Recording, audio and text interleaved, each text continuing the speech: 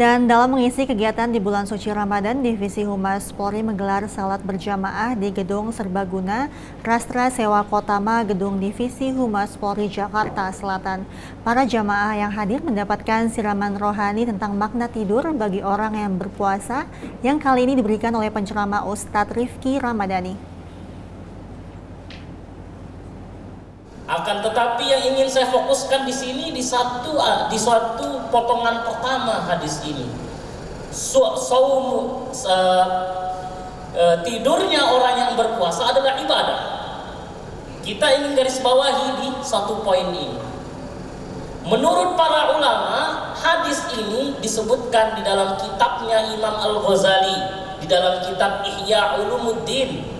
Kemudian diterangkan lebih detail oleh Imam Al-Iraqi dan dimention di dalam salah satu kitabnya Imam Al-Baihaqi, yang pada intinya kata-kata bahwa tidurnya orang yang berpuasa ibadah adalah dhaif hadisnya atau lemah.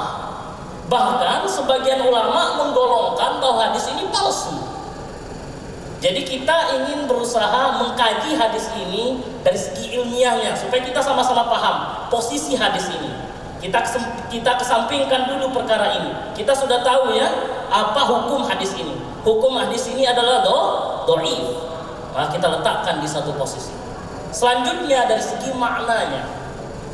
Hadirin yang dirahmati oleh Allah Subhanahu wa taala, Imam Al-Ghazali menyebutkan hadis ini di dalam kitab Ihya Ulumuddin. Beliau bertujuan ingin menginformasikan kepada kita, mengajarkan kepada kita tentang level-level orang yang berpuasa. Level yang paling tinggi tentunya dia berpuasa kemudian terjaga di siang harinya, artinya tidak banyak tidur, tetapi diisi dengan cara apa? Dengan cara bekerja untuk mencari nafkah, seperti yang kita lakukan saat ini. Kemudian mengisinya dengan membaca Al-Quran, mengisinya dengan memperbanyak tasbih, mengisinya dengan memperbanyak sedekah, mengisinya dengan menjalankan sunnah-sunnah yang lainnya. Maka orang yang berpuasa dengan kondisi ini, maka dia adalah tingkat orang yang berpuasa paling tinggi, levelnya paling tinggi. Maka selanjutnya Imam Al-Ghazali mengatakan, ada juga di sebagian orang bahwa dia berpuasa, tetapi kalau dia terjaga, dia tidak tidur, maka seringkali dia menggunakan waktunya untuk hal-hal yang tidak diperbolehkan oleh agama. Melihat hal-hal yang diharamkan, membicarakan saudaranya, menggunjing orang, bahkan melakukan hal-hal yang dikatakan sebagai amalan dosa. Maka kondisi orang seperti ini tidaklah lebih baik daripada mereka yang tidur di siang hari untuk menjaga nilai ibadah puasanya. Maka sampai pada titik ini kita sudah mulai memahami bahwasanya tidur boleh, tetapi bukan untuk melalaikan diri. Tidur untuk menjaga puasa kita agar tetap sempurna. Tidur supaya kita terhindar dari perbuatan-perbuatan dosa. Kemudian ada satu pertanyaan, Ustaz, bagaimana kalau ada yang tidur mulai dari ba'da subuh, baru dia bangun nanti setelah maghrib berkumandang, baru dia berbuka, dia tidur saja, Ustaz, apa hukumnya? Hukumnya tentu dilarang ataupun haram, mamnu, terlarang. Kenapa? Karena dia meninggalkan ibadah-ibadah wajib lainnya, yakni ibadah sholat. Namun ada beberapa kondisi, hadirin sekalian, yaitu ada di antara kita, saudara-saudara kita yang punya sakit parah, yang punya kondisi yang tidak memungkinkan di awal-awal puasa. Karena dia terbiasa makan, minum, akhirnya di awal puasa dia merasa lemah. Akhirnya dia tertidur. Lihat kondisinya tertidur, bukan menidurkan diri. Dia tertidur dari subuh, baru dia bangun setelah sholat maghrib. Maka bagaimana kondisi orang seperti ini? Maka kondisinya puasanya sah. Akan tetapi sholatnya harus diganti di waktu maghrib atau di waktu isya. Oke? Kita tidak mentolerir kondisi orang yang malas. Saya mau tidur saja lah, toh tidur ibadah. Saya tidur dari subuh, saya bangun nanti maghrib langsung berbuka saja. Oh, ini tidak boleh. Tetapi kalau memang untuk menyesuaikan diri di awal-awal tidak masalah. Tetapi ketika hemat saya di hari ketiga dan hari selanjutnya kondisi badan sudah mulai membaik.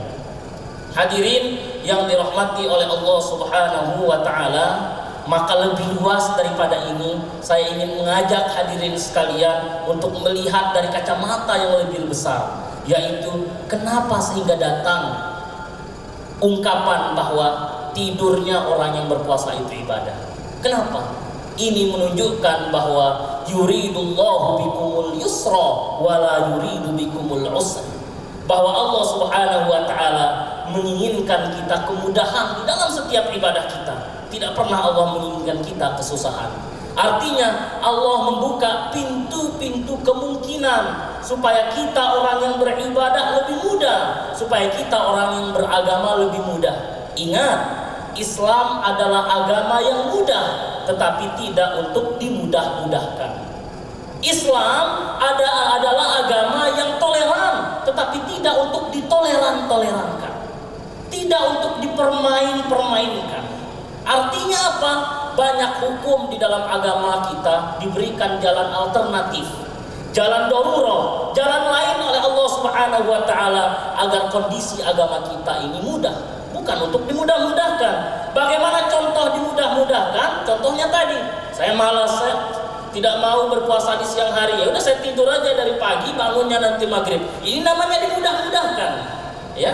Tetapi perkara mudah, misalkan kalau kita dalam perjalanan jauh, maka kita boleh tidak berpuasa.